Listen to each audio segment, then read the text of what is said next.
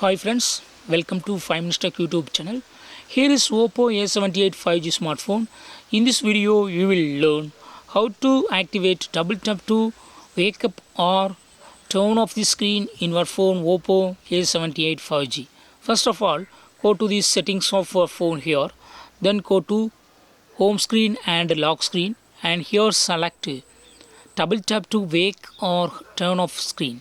Just to turn on this button so that you can double tap to wake up or turn off the screen. Okay, just to double tap here,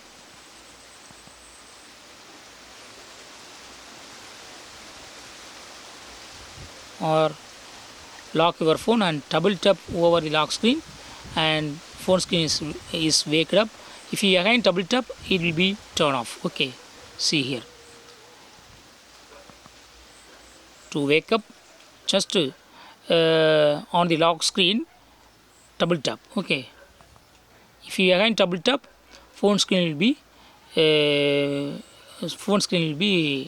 turn off. Okay, so in this way you can easily set double tap to turn off or wake up the screen in your phone Oppo A78 5G. That's all friends, thanks for watching, bye.